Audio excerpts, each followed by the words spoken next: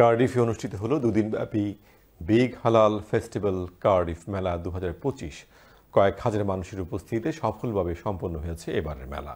বিস্তারিত আমাদের প্রতিনিধি মোস্তফা সালেহ লিটন রিপোর্টে।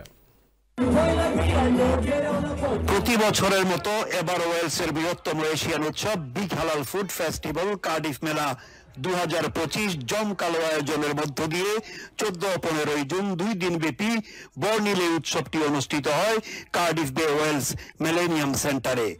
মেলায় অংশ নিতে দেখা গেছে নানান দেশের নানান বয়সের নানান জাতিগোষ্ঠীর নারী পুরুষ ও শিশুদের।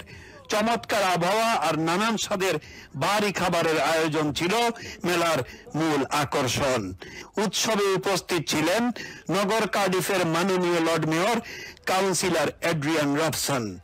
তিনি তার শহরে এমন একটি মাল্টিকালচারাল উৎসব আয়োজন হওয়ায় আনন্দ ও সন্তুষ্টি প্রকাশ করেন।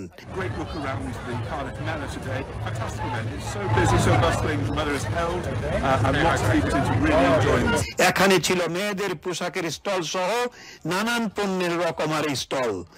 এছাড়াও Tilda, BBC radio Asian network, South Wales police সহ অন্যান্য স্পন্সরদেরও স্টল ছিল।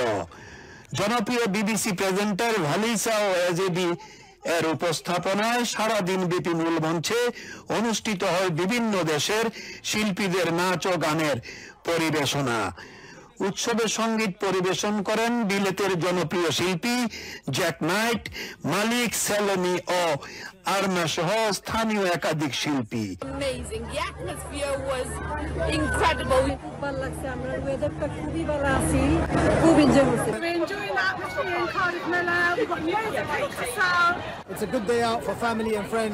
মেলার ফাউন্ডার ও ইভেন্ট কোঅর্ডিনেটর ইমরান ইকবাল এবং সাজ হারিস জানান, আগামী বছরে এই মেলার পরিধি আরো বাড়ানো হবে এবং দর্শকদের জন্য থাকবে নতুন কিছু চমক। Mostafa Saleh Liton, channel S news, Cardiff.